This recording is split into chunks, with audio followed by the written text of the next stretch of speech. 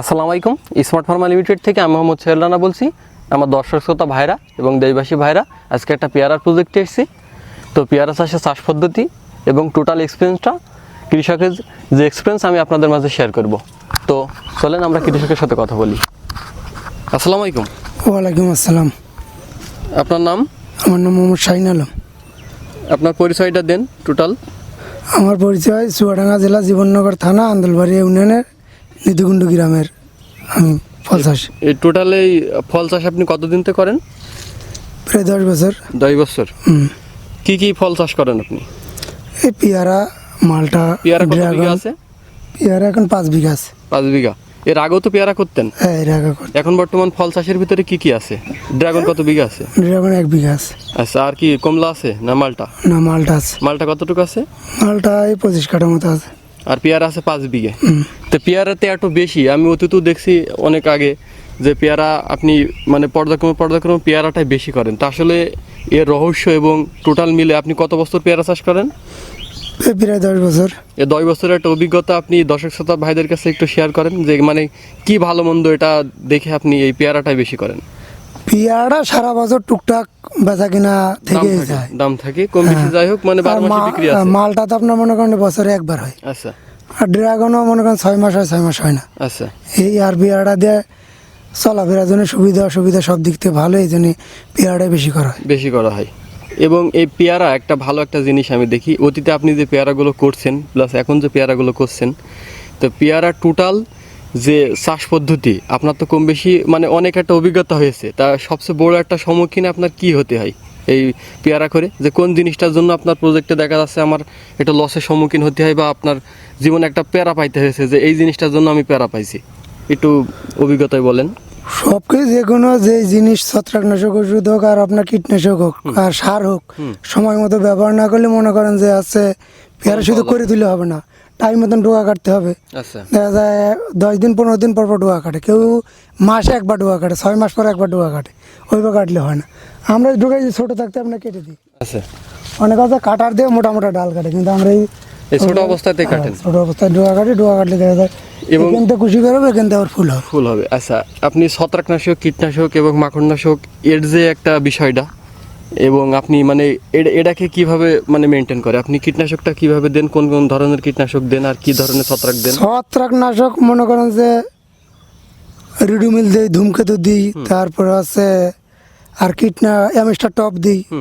আর কীটনাশক আপনার মনে করেন যে নাইটো, তারপরে আছে এখন এই সেমকাম, এসাটপ, এইগুলো এইসব গ্রুপের ওষুধই দিই।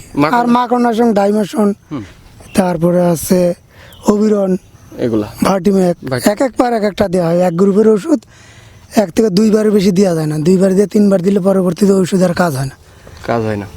1 থেকে 2 বারের বেশি দেই না, কাজ হয় না। তো সম্মানিত দর্শক শ্রোতা ভাইরা, ইন্টে আমার এলাকার ছোট ভাই শাহিন হোসেন, সে এর আগে ঢাকাতে চাকরি বাকরি করা হতো না, আমি টাইলসের কাজ করতাম, টাইলসের মিস্ত্রির পরই আপনি সেই 2015 সাল থেকে, মানে যতটুকু ধারণা করি 15 সালের দিক থেকে আপনি বাগান চাষে 15 সালের দিকে টুকটাক চাষাবাদ আস্তে আস্তে মানে পর্যায়ক্রমে বাড়ছে। আচ্ছা, এখন ইনশাল্লাহ আমি তো দেখতে পাচ্ছি আপনি এখন কেমন আছেন, যে আপনি একটা কৃষি উদ্যোক্তা। আপনার কাছে এই যে দেখতে পাচ্ছি সবসময় জন্য 2-5টা মানুষ, কর্মজীবী মানুষ, এই কৃষি শ্রমিক আপনার এখানে কাজ করেই থাকে। তো সব মিলাই আপনি আপনার জীবন ব্যবস্থাটা কেমন মনে হয় আপনার কাছে? আল্লাহ চালাচ্ছে একরকম, আল্লাহ চালাচ্ছে, কারো কাছে হাত পাতা লাগতেছে না, কারো কাছে মানে একটা বোঝা হয়ে থাকা লাগছে না, ইনশাল্লাহ এর ভিতর থেকে আল্লাহ চালাচ্ছে। তো আমি দেখতেও পাচ্ছি। তো সম্মানিত দর্শক শ্রোতা ভাইরা, তা আসলে একটা কৃষি উদ্যোক্তা সে কিন্তু নিজে ডেভেলপার হতে পারলে সেটা কিন্তু এই যে দশ এবং দেশের কাজে লাগে, এটাই সবচেয়ে বড় প্রমাণ। এই যে আমার ছোট ভাই শাহিন হোসেন, তা আসলে তার এই যে ক্ষুদ্র একটা প্রজেক্ট, বিশেষ করে এই যে 5 বিঘা জমি একটা পেয়ারার প্রজেক্ট, এখন বর্তমান গাছে দেখেন কি পরিমাণের ফল ফুল রেণু। এখন বর্তমান রানিংয়ে বাগানে কত বান্ডিল পিপি মারা আছে? মনে করি 50 বান্ডিল মতো আছে। 50 বান্ডিল। তো সর্বনিম্ন এখন এক বান্ডিল কয় হাজার করে ধরা যায়? এক বান্ডিলে 1200-1300 করে হয় বিবি। 1200-1300। এতে কয় মন পেয়ারা উৎপাদন হয়? এখন তো পেয়ারাটা সাইজ ছোট হয়, তবে 5-6-7 মন, 6-7 মন হবে। এখন তো আপনার মনে করেন এই যে মে মাসের আজকে 31 তারিখ, আজকে এখন বর্তমান পেয়ারার বাজার কেমন? এদিনকে 28 টাকা করে বেছিলাম এখনো 28 টাকা পেয়ারার বাজার। যা গত বছর আজ থেকে 2-4 বছর আগে এই সময় পেয়ারার বাজার কত থাকতো? থাকে 10 টাকা 15 টাকা এই সিজনে 28 টাকার কারণ? এই সিজনে এখন বাজার ভালো যাচ্ছে, এখন কাঁচামাল, এটা যাচ্ছে কাঁচামাল, আচ্ছা, চাহিদার উপর নির্ভর করে মালের দাম যায়। দাম বেশি। তো দর্শক শ্রোতা ভাইরা, আজকে মে মাসের 31 তারিখ, এই সময় আপনার অতিথি 2-4 বছর আগে আমি দেখছি যে সর্বোচ্চ আপনার 8 টাকা 10 টাকা, সর্বোচ্চ 15 টাকা। গত বছরে তো এই সময় 15 টাকা পেয়ারা বিক্রি করছে, হ্যাঁ 15 টাকা দেয়। 15 টাকা। তো এবছরে 28 টাকা 25 টাকা এখনো বাজার। তো এটার প্রধান একটা কারণ কি বলেন তো? আমি আপনাদেরকে অন্য ভিডিওতে এই পার্টটা দেখাবো যে কেন আপনার এই পেয়ারার বাজার এখন এত।